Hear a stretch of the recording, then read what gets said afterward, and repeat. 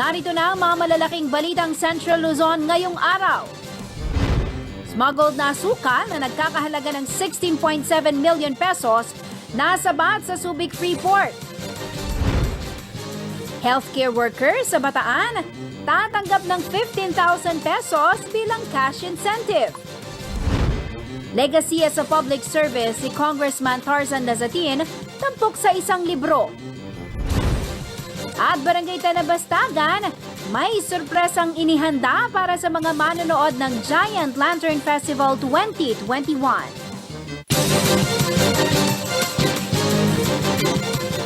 Magandang gabi ka rehiyon. Ako po si Jennifer Salenga. Oras na para sa mga may init na balitang Central Luzon. Mga karehiyon, 5.6 magnitude na lindol po ang naitala sa Calatagan, Batangas at ang pagyanig naramdaman hanggang sa Pampanga.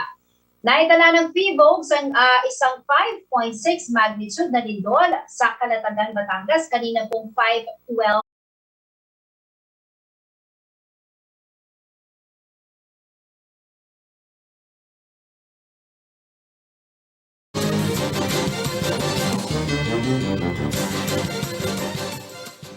Narito na ang mga malalaking balitang Central Luzon ngayong araw.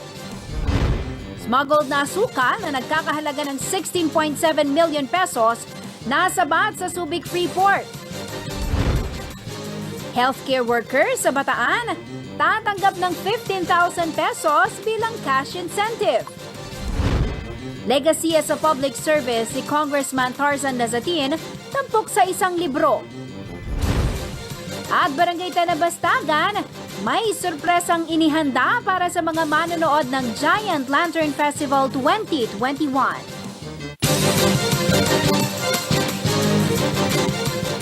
Magandang gabi ka rehiyon. Ako po si Jennifer Salenga. Oras na para sa mga may init na balitang Central Luzon.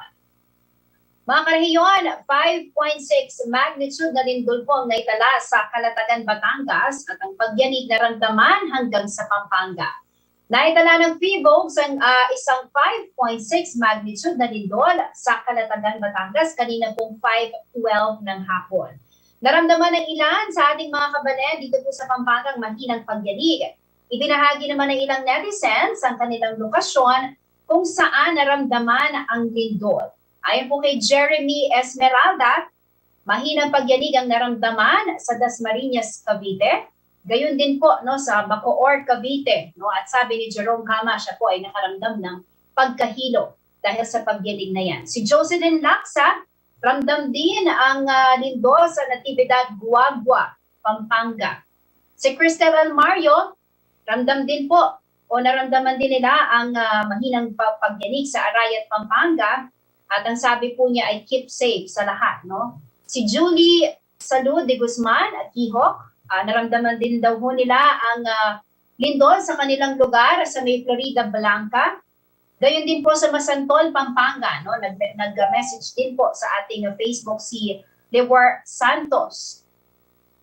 Sa Batangas, naramdaman din daw ho itong pagyanig ni Juliane Pomoseno. Marami po sa ating mga kababayan ang nagkomento at naramdaman itong epekto ng lindol na yan. Mag-ingat po tayo mga karehiyon at mag-antabay po ng karagdagang update dito sa CLTV at sa PBOGS. Samantala, sa ibang balita, nasabat ng Bureau of Customs sa Port of Subic ang nasa 16.7 milyong pisong halaga ng refined sugar na idineklarang flood mops at trash bags. Ayon kay BOC Port of Subic District Collector Marites Marti, nakatanggap ang kanilang opisina ng impormasyon na may shipment na naglalaman ng asukal taliwas sa nakadeklara sa dokumento. Kagad ipinagbutas si Marti ng issuance ng Pre-Lodgement Control Order o PLCO laban po sa shipment. Kabilang dito ang 14 na unit ng 20-footer container vans. Lahat ay nakapangalan sa Multi-Subsonic Marketing Company. Nagsagawa po ng physical examination sa mga container kasama kinatuan mula sa Enforcement and Security Service, Customs Intelligence and Investigation Service, Subic Bay Metropolitan Authority, Philippine Drug Enforcement Agency, at Sugar Regulatory Administration. Ito na po na-discover ang mga undeclared na asukal. Inirekomenda ang pag-issue ng warrant of seizure and detention dahil sa paglabag sa Sugar Regulatory Administration at Bureau of Customs Joint Memorandum Order No. 4-2002. Gayon din po sa RA 10863 o ang Customs Modernization and Tariff Act. Samantala, dahil sa pandemya, naging limitadong operasyon ng ilang non-government organization na nagbibigay ng libreng operasyon para sa mga kababayan natin na may CLEFT, LIP o bingot. Dahil dito, nakiisa ang Philippine National Police Regional Office 3 sa paghahanap ng benepisyaryo at ang pagkakaloob ng libreng transportasyon para sa kanilang mabilis na medical operation. May balita si Paulo G. Santos.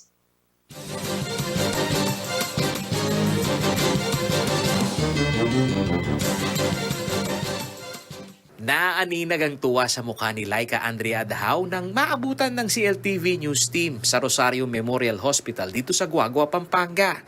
Follow-up check-up na lamang niya sa naging matagumpay na operasyon na handog ng Operation Smile Philippines para sa gaya niyang may cleft lip o bingot. Anya, bagamat naantala ang kanyang free medical check-up, masaya ito dahil sigurado nang matutuloy ang medical procedure na kanyang dapat pagdaanan. Masaya po. Dahil maaayos po yung harap ko. Ayon sa dalaga, ang pagsasakatuparan ng maisaayos ang kanyang kondisyon ay makapagtataas ng kanyang moral bilang tao. Malaki po kasi po, manananan po yung kumpiyansa ko po sa sarili. Ano gusto niyo sabihin po sa mga nagmalasakit po sa inyo? Maraming salamat po na may opportunity po kami na po na ito. Halos 21 benepisyaryo mula sa mga kabataan at ilang kabalen sa Guagua, Pampanga ang naipila sa Rosario Memorial Hospital para sa operasyon. Ayon kay Emiliano Romano, Executive Director ng Operation Smile Philippines, naapektuhan ang kanilang pagtungo sa mga komunidad sa bansa dahil sa pandemya. Yung past na isang taon medyo langanging because ng COVID, the restriction, syempre gusto namin safety ang number one priority namin dito. During COVID, medyo na-affect talaga yung programa namin. Ngayon, itong buwan, medyo swerte tayo, nababa yung COVID cases. So gusto namin atagin yung oportunidad para sa cleft lip and palate po. Upang mahabol daw ang kanilang target na maibaba ang libreng serbisyong medikal sa kada komunidad sa bansa, nakipag-alyansa na sila sa pambansang pulisya. Ang kapulisan ang magbibigay ng transportasyon hanggang sa paghahanap ng mga benepisyaryo. We also have a partnership with the PNP for patient recruitment sa buong Region 3 po. So, yung ginawa niyong PNP, caps the patients from their home, bring it to the center to receive surgery, and then bring them home.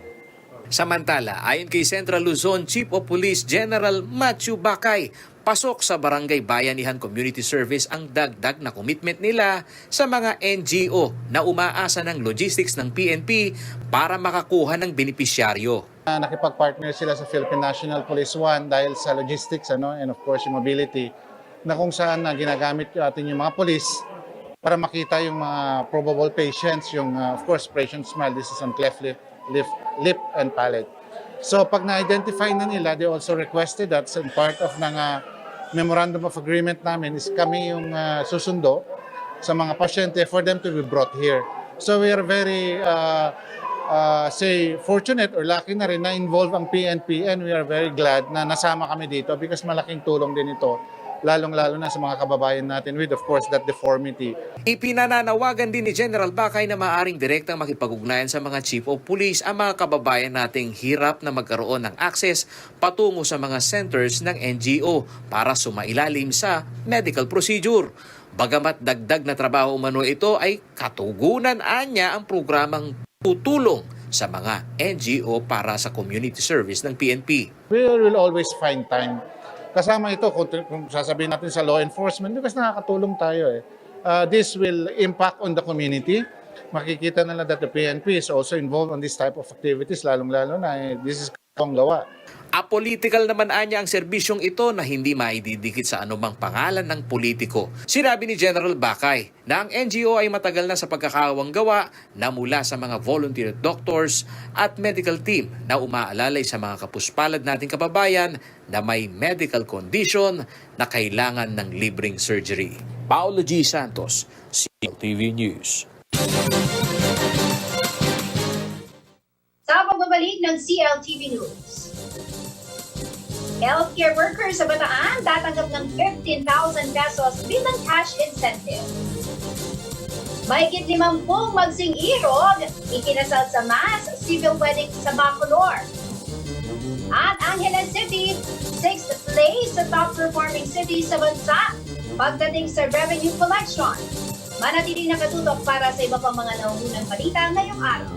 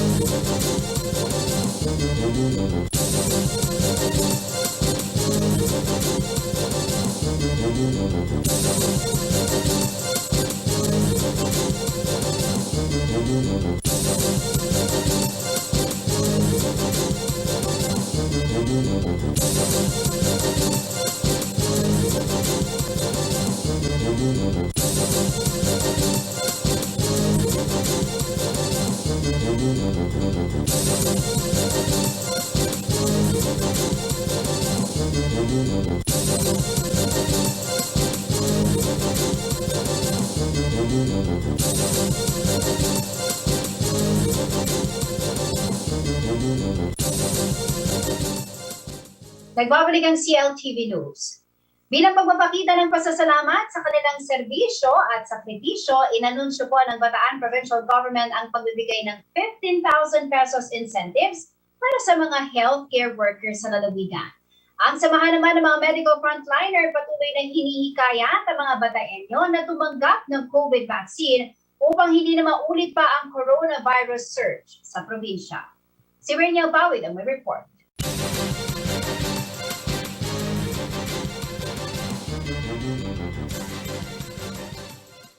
Hindi matatawaran ng serbisyo at sakripisyo ng mga health worker at medical professionals lalo na magmula noong nagkaroon ng pandemya halos 2 taon na ang nakalilipas. Simula sa testing, contact tracing, isolation at maging sa vaccination kontra COVID, sila ang nasa frontline.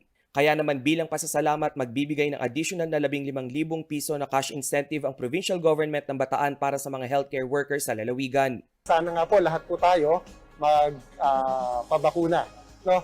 Hindi po namin iuunahin ang aming mga sarili kung kami po ay natatakot dahil sa hindi magandang epekto nitong bakuna. No, so sabi nga, we should know how to take the risk, and this is a good risk. Patuloy naman ang pagbuti ng COVID situation sa lalawigan.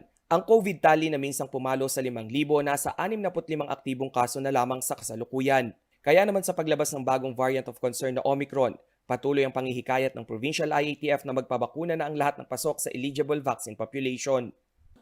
Yung ating pong pagpapasalamat sa ating healthcare workers, bibigyan po natin sila ng additional incentive na 15,000 pesos para sa ating healthcare workers. Sa hanay naman ng mga frontliner, nasa 10,000 bataenyo na ang naturukan ng COVID booster shots. Lampas kalahating milyon naman ang naturukan ng first dose habang 392,284 ang fully vaccinated. Higit 100,000 mamamayan ang target pang maturukan ng second dose upang makamit ng lalawigan ang herd immunity. Ongoing na rin ang vaccination sa mga kabataang edad 12 hanggang 17 anyos at mga buntis. Sa kabila ng bahagyang pagluwag ng quarantine restrictions, hindi naman inalis ang border control checkpoint sa Bataan. Kabilang sa mga requirement upang makapasok sa lalawigan ang mga sumusunod: vaccination card, health at travel documents, at maging identification card. Rainiel Pawid, CLTV News.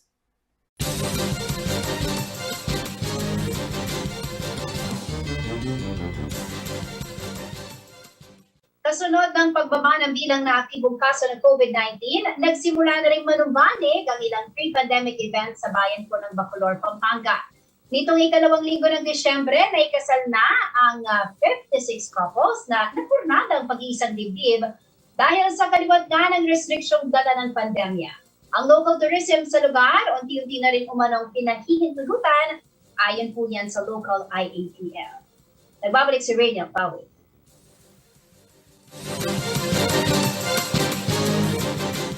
Matapos ang Alert Level 2 announcement sa buong bansa, bahagyanang nanunumbalik ang mga pre-pandemic activities sa iba't ibang panig ng rehiyon. Sa Bacolor, Pampanga, nagsagawa na ng civil mass wedding para sa 56 couples na napurnada noon ng kasal dahil sa mahigpit na restriksyon nitong mga nakaraang buwan. Subalit iba yung implementasyon pa rin ng minimum health standards ang ipinatupad ng local IATF. Kailangan naka-face mask at mag-ingat pa rin tayo. Ito na kasi isang programa natin, kaya lang natin ito dito. This is a program. Nakita mo na yung lugar, ginawa natin sa gym ng Dabsu. Pamilya, matatag yung bayan. Pag masaya yung pamilya, masaya yung bayan. Kailangan talaga family-centered ang ating governance. Sa kabilang banda, nasa 30 inland at farm resort sa Bacolor ang compliant na sa safety protocols. Batid ng LGU na sa hirap ng buhay, kinakailangang balansin ang community health situation at ekonomiya. Ang local tourism ang isa sa bentahe ng Bacolor upang makapag-generate ng trabaho. Sinabihan ko yung IATF nating lokal, yung ating kapulisan na mag-monitor sa mga resorts na yan. Hindi naman pwedeng ito'y open. Kailangan talagang ito'y higpitan pa rin at bantayan. Para nang sa ganun ganda nga ng takbo na ng IATF ngayon. Nakikita natin halos walang COVID. So kailangan ipagpatuloy natin ang laban na to. Simula December 9 ay wala nang naitalang bagong COVID-19 case sa Bacolor. 5 araw na rin simula nang mag-back to zero ang kanilang active COVID cases tally. Ang main campus din ng Don Honorio Ventura State University sa Bacolor na mahigit 40,000 mag-aaral, pinaglaanan na ng COVID vaccine ng provincial government. Umarangkada na rin ang pediatric vaccination para sa mga kabataan na posible nang mag-face-to-face class sa susunod na school year. Rainiel Pawid, CLTV News. Kinilala ng Bureau of Local Government Finance ang lungsod ng Angeles dahil sa epesyenteng koleksyon nito ng buwis. Muli namang giniit ng city government na walang pagtaas ng buwis sa syudad kundi higit pang paghuhusayan ng kanilang revenue collection. Narito po ang report. Napabilang ang Angeles City sa top 10 performing cities sa bansa kaugnay ng magandang pangongolekta ng locally sourced revenue o kita. Nakuha ng syudad ang pang-anim na pwesto na may 130.9% collection efficiency ayon sa Memorandum Circular No. 031-2021 ng Bureau of Local Government Finance. Sa nasabing memorandum, ang locally sourced revenue o LSR ng Angeles City ay umabot sa mahigit 1.4 million pesos. Lampas pa ito sa target na 1 milyong piso. Ayon kay Mayor Carmelo Pogi Lazatin Jr., resulta raw ito ng sipag at pagsisikap ng City Treasurer's Office sa pangunguna ni Juliet Quintaat. Kasabay nito, muling binigyang diin ni LAZATIN na walang pagtaas sa business tax at real property tax sa syudad. Sa halip, ipatutupad ang strikto at tamang koleksyon upang mapataas ang budget ng syudad para sa social services. Naniniwala raw ang alkalde na hindi kailangang magtaas ng kolekta sa buwis. Ang kailangan daw ay tamang enforcement ng koleksyon. Sa bahagi naman ni Quintaat, consistent daw ang syudad sa pagiging top-performing cities at ang pagkilala ay kanilang ipinagmamalaki at ipinagpapasalamat dahil sa technical assistance na rin ay binibigay ng Bureau of Local Government Finance.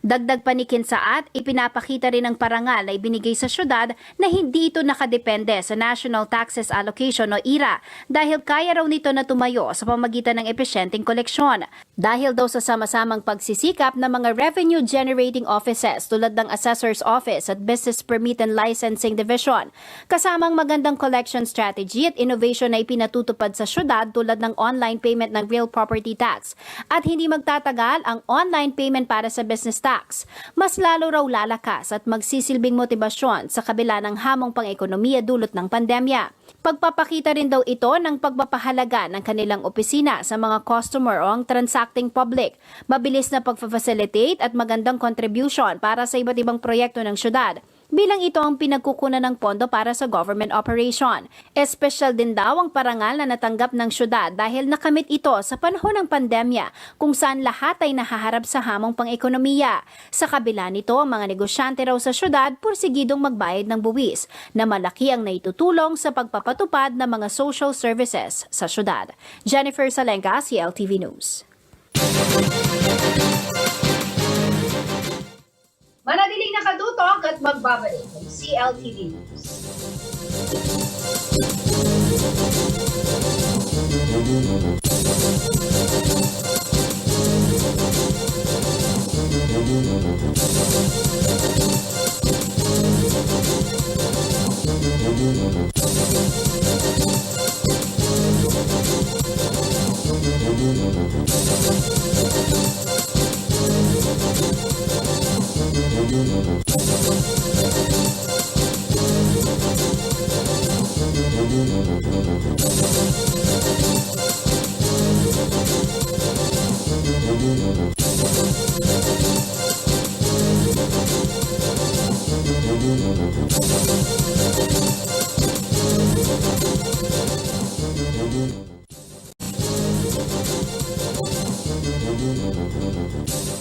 Nagbabalik po ang CLTV 36. Para sa ating kilalanin ng kandidato segment, ang ating pong bisita ngayon ay isang lawyer at educator. Taong 1988, habang siya ay nasa 3 taon ng kanyang pag-aaral ng abogasya, nahalal siya bilang isang konsehal sa Bacolor at 1992 nang maging vice mayor ng nasabing munisipalidad. Makalipas po ang ilang taon, siya ang pinakabatang naluklok bilang alkalde ng Bacolor taong 1992 sa edad na 30. Matapos ang higit 10 taon ng pamamahinga sa politika, muli siyang naluklok bilang vice mayor at kalaunay naging board member noong 2016 hanggang sa kasalukuyan. Ano mo pa nga ba magiging plano niya kung papalari na manalo sa 2022 elections? Makakasama po natin sa kilalanin ng kandidato segment si Pampanga 3rd District Pre-Electionist Board Member Attorney Jun Canlas. PM, magandang gabi po sa inyo. Welcome po sa CLTV. Magandang gabi sa lahat po ng tagapakinig ng CLTV, tagapanood, Jennifer at sa lahat ng mga kasamahan. At good evening. Yes, BM, before anything else, kumusta po kayo? Hindi rin po biro yung ating trabaho ngayong panahon ng pandemya. How are you, sir? Okay naman, at salamat sa Panginoon at tayo hanggang ngayon, sa po ng aking pamilya, kahit paano iligtas tayo kahit sa anumang sakit o dito sa pandemyang ito. Tayo lubos na nagpapasalamat sa lahat ng mga kawani ng pamahalaan, lalong-lalo na sa ating provincial government, sa pagtutuon ng pansin, lalo na sa mga vaccination programs natin. At sa ngayon nga, natutuwa kaming ibalita sa inyo, very minimal. Nag-usap nga kami ni Governor kanina, parang 1 or 2 cases lang tayo today. So hopefully this trend of less infections pagpatuloy para naman kahit paano maibsan ang paghihirap ng ating mga kababayan. Alright. Attorney, ilang taon na po kayo bilang public servant, ano? At sa mga taon na kayo po ay nanindihan, una, of course, sa Bacolor, Pampanga at ngayon sa lalawigan ng Pampanga, ano po ba yung mga itinuturing ho ninyong pinaka malaking contribution ho ninyo? Lalo na po sa ating mga kabalet. Ang masasabi ko naman, no, from the time I was elected as a provincial board member up to this present time, ay palagay ko ay nagawa ko naman ang aking tungkulin bilang halal na mambabatas dito sa probinsya.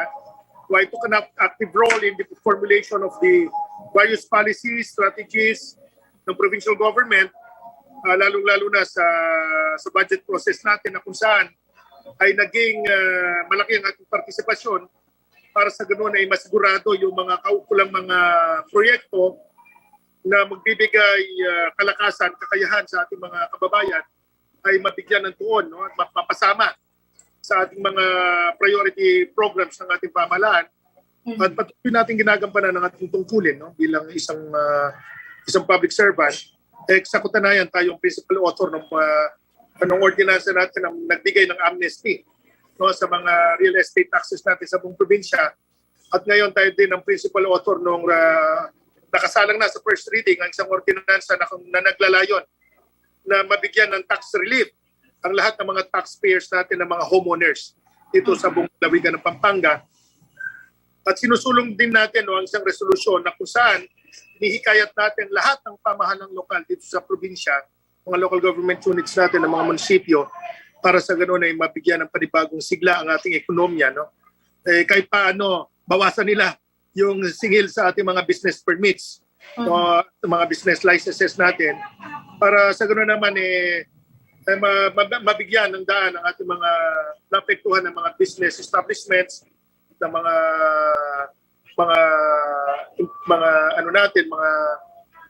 negosyante, no, na kahit paano if they want to start their business anew, they will be assured that they will be supported ng mga local government units by way of less taxes, no. Ihikayat natin mga local government units. Sana naman, no, at this stage of the pandemic, so as to encourage businesses, no,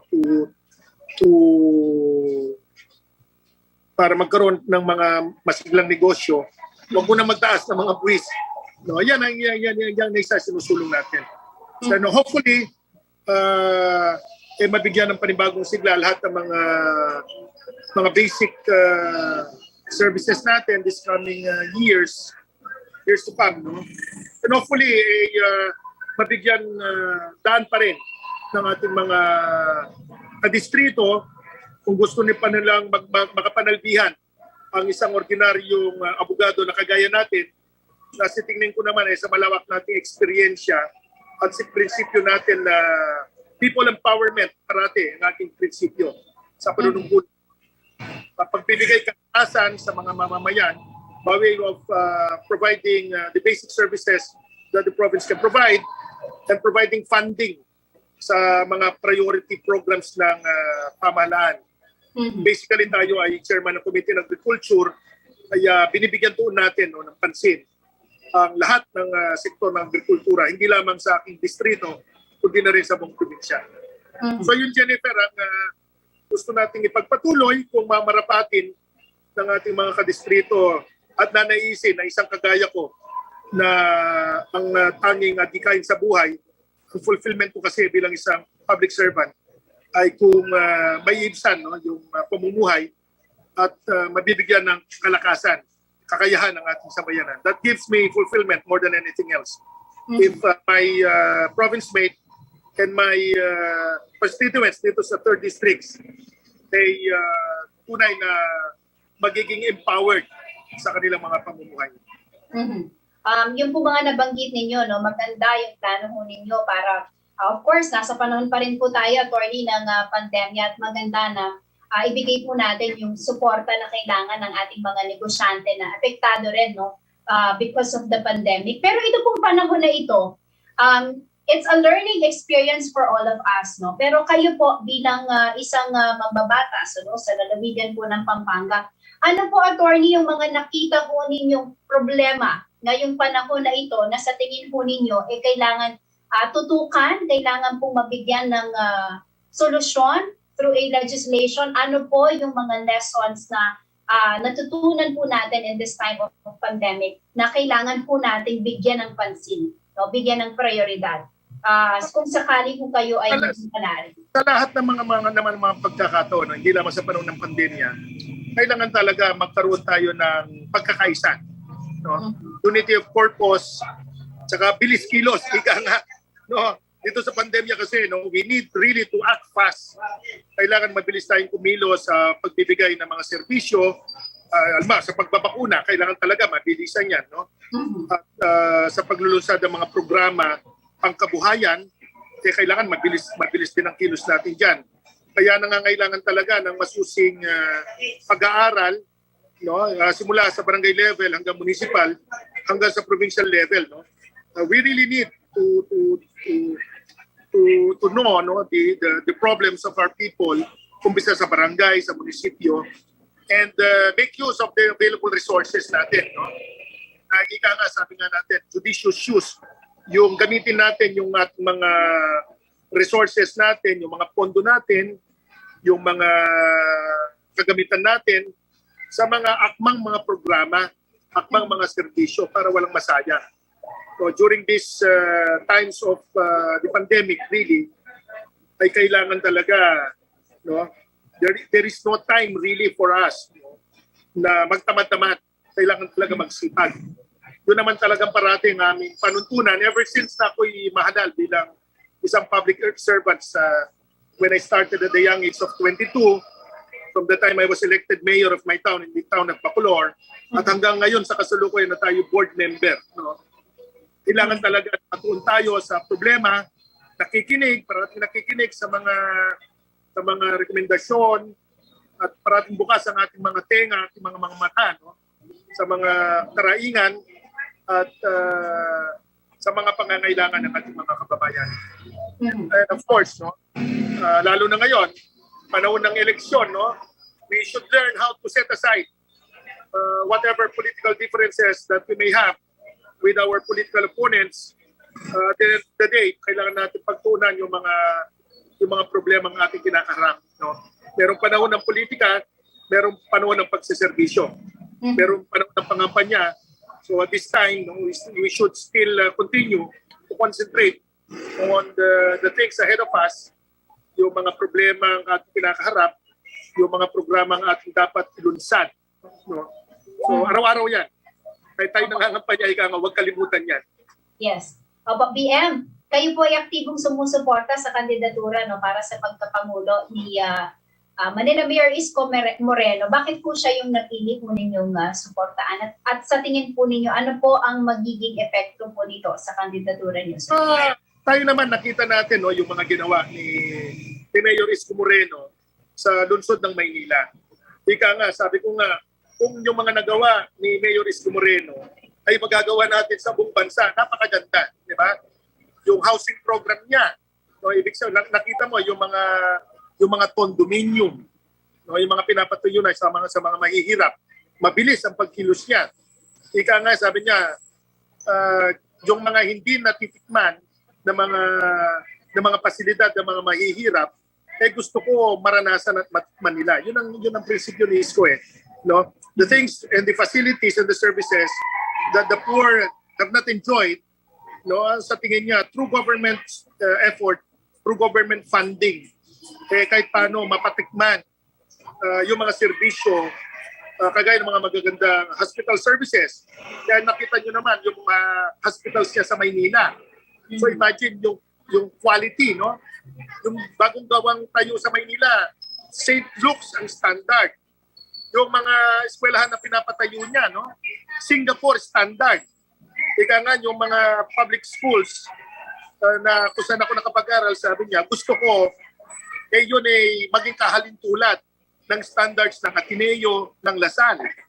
So imagine, kung ang lahat ng mga nanunungkulan kagaya ni Isko Moreno, na yung pondo ng gobyerno ay gagamitin para maiangat ang antas ng pamumuhay, ang antas ng kakayahan, no, ang antas ng edukasyon, ang kalidad ng serbisyo sa kalusugan, palagay ko magiging maganda ang katayuan ng bansa natin, no?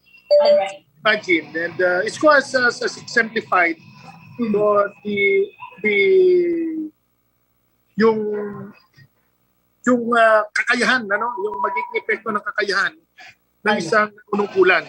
At maliban dun sa naniniwala tayo sa kakayahan ni Isko Moreno, no? Naging kaklase ko kasi yan, no? Pareho kami nag-aral sa Harvard University, sa Harvard Kennedy School of Government, na kung saan ang tanging pinag-aralan naman natin doon kung paano natin mapapahusay ang ating paninilbihan. At sa tingin ko naman yun ay nagagamit. Ni Isko Moreno ngayon, kasi isa-isa sa mga pinag-aralan namin nung kami nasa Harvard University, yung response dito sa isang pandemya, no? Angkop na angkop yung mga napag-aralan namin doon isa sa mga subjects namin doon yung crisis management. And I think we really need a crisis Mm-hmm. manager and a crisis president at this time.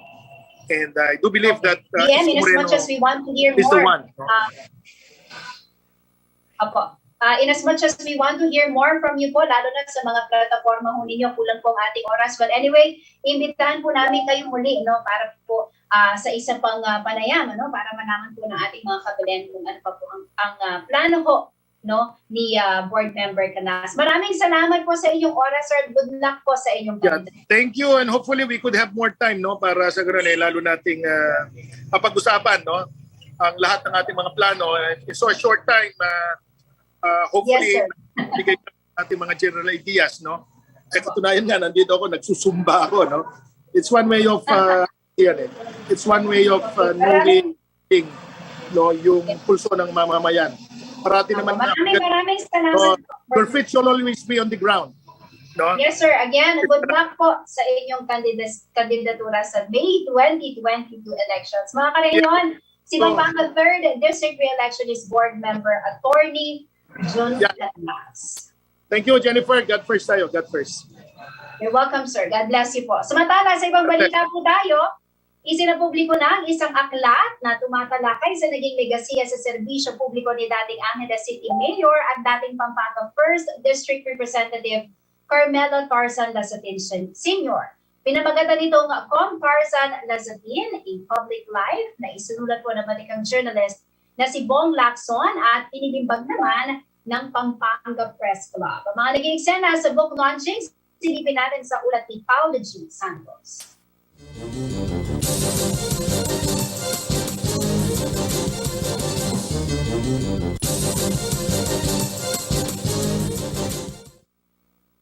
Mga karehiyon, babalikan po natin ang ulat na yan. Samantala, manatiling nakatutok at magbabalik ang CLTV News.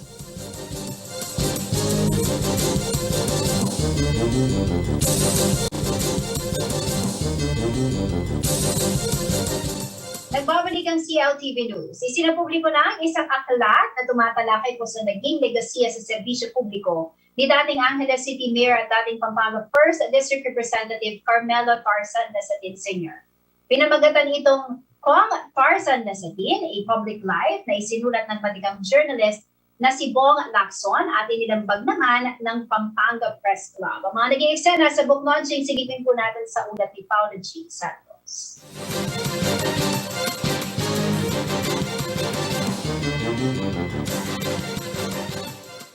Lalong naging makasaysayan para sa pamilya Lazatin at kanilang mga kaibigan at kapartido sa politika ang petsang 12-12. Sa unang pagkakataon kasi, isinapubliko na nitong linggo ang aklat na tumatalakay sa legasiya sa public service ni yumaong dating Angeles City Mayor at dating Pampanga 1st District Congressman Carmelo Tarzan Lazatin Sr. Itinaon ang book launching sa 2nd anibersaryo ng kanyang kamatayan. Ayon sa may akda ng libro na si Cesar Bong Lacson, ito ang pag-immortalize kay Lazatin na malaki ang naging ambag sa larangan ng public service sa Pampanga. Ang alam natin si Mang Tarzan, di takasalita, takalagawa, pati yung roots nun, nandiyan sa libro, no, kung paano.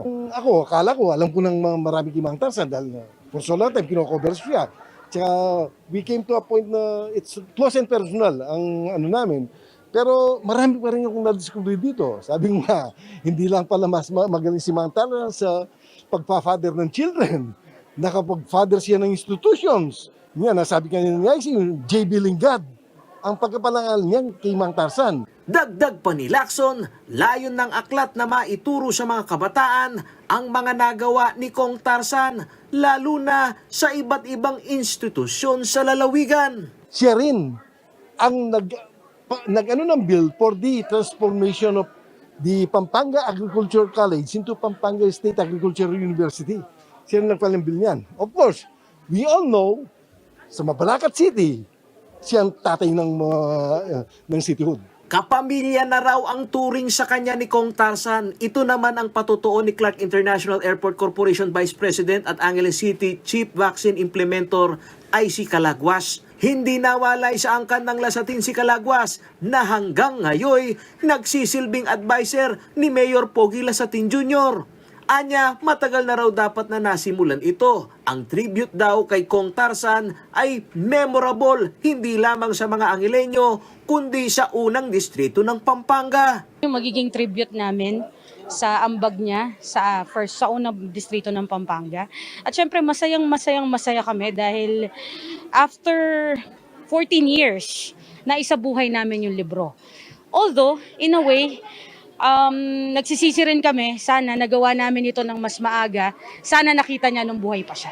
Limitado sa naging buhay niya sa politika at serbisyo publiko ang laman ng libro ni Kong Tarzan. Sa pagtatanong ng CLTV News Team kay Calagwas kung may pahina ba ng libro na maglalahad ng sekreto sa karisma at naging diskarte sa kampanya ni Kong Tarzan ang nailimbag, sagot ni Calagwas, Fortunately, kinuwento namin pero hindi namin talaga ni-reveal.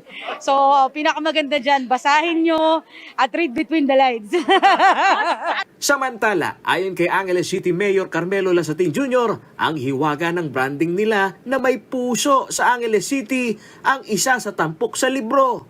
Hindi lamang daw tumatak sa unang distrito ng Pampanga ito, kundi pati na sa mga Angileño. Kung paano siya tumulong sa ating mga kababayan. But the best siguro of the best is how he served not only the first district of Pampanga but Angeles City with a big heart.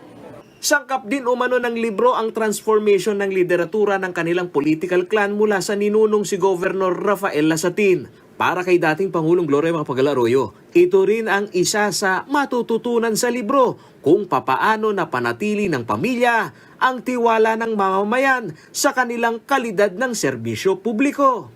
Binanggit din ng dating Pangulo kung gaano kaloyal si Kong Tarzan Lazatin sa partido ng Lakas CMD na kahit noong madilim na bahagi umano ng kanyang karera sa politika, si Kong Tarzan hindi bumitaw sa kanyang mga taga-suporta. Inyang although ning atyuko kay opposition at magharas la ka na ako, ko linikuan ng Tatang Tarzan. Sa talagang kayabi kay opposition. Kaya maragulin ka na akong pasalamat kaya. Sa salita ni dating Pangulo, si Kong Tarzan ay maibibilang sa mga politikong may tamang asal sa paninindigan sa partido politikal. Para kay Arroyo, ito'y kwento na hindi lamang dapat mabasa sa libro, kundi dapat maisabuhay ng maraming politiko.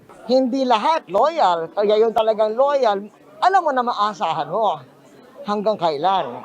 Kung pag mas lalong nalalaman natin yung mga halimbawa nila Tarzan, di mas lalong makakaalala, mahalaga pala yung asal na yun. Ang libro na Kong Tarzan, A Public Life ay libreng ipinapamahagi ng pamilya. Pinag-aaralan pa umano ang posibleng maging sirkulasyon nito online upang mapalawak ang maabot nito, lalo na sa mga kabataan. Ito'y upang maipaunawa raw sa kanila ang leadership, mantra ni Kong Tarzan na di kasalita, dakalagawa. Paulo G. Santos, CLTV News. Alamin naman po natin na magiging lagay ng panahon bukas mula kay Ginoong Manny Esguerra, ang Chief Weather Forecaster ng Pag-asa Flor.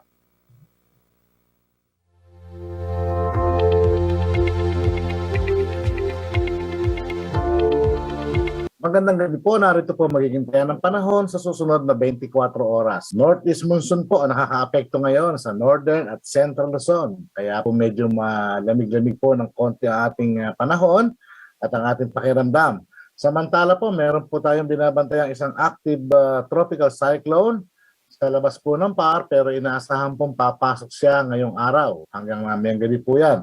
Ito po ay namataan sa layong 1,330 kilometers dyan po sa may silangan ng Southern Luzon. Rito po ngayon ay nagtataglay ng lakas ng hangin na umaabot na ng 85 kilometers per hour malapit sa gitna at pagbuso na umaabot ng 105 kilometers per hour. Hindi naman po ito inaasahan maglalandfall sa alinmang parte ng ating bansa, bagkus ito po ay magre-recarb pabalik po ng northeast direction. So sa ngayon po ay kumikilos po siya ng west-northwestward sa bilis na 15 km kada oras. So asahan po ng Batanes, Cagayan, Isabela, Quirino at Aurora ang maulap na papawiri na may inaasahan po mga pagulan. Dulot po ito ng hanging amihan o northeast monsoon. Samantala po ang Visayas at Mindanao ay magiging bahagi hanggang sa kuminsan ay magiging maulap. Ang papawirin may inaasahan din po mga isolated rain showers and thunderstorm. Localized thunderstorm po nakaka-apekto. Ang Metro Manila po at nalalabing bahagi ng Luzon, kasama na po ang Pampanga, ay bahagi hanggang sa kuminsan ay magiging maulap din ng papawirin na meron din po inaasahan mga light rains. At ito po ay dulot ng hanging amihan. So enjoy po natin ang ating makakayayang panahon. Nga lamang po medyo maalinsangan hanggang tanghali o hanggang hapon at sa gabi po ay medyo malamig na po. Magandang gabi po. Ingat po tayong lahat.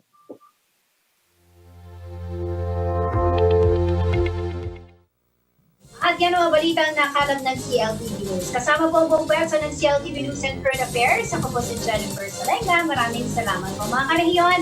12 days na lamang po at salamat.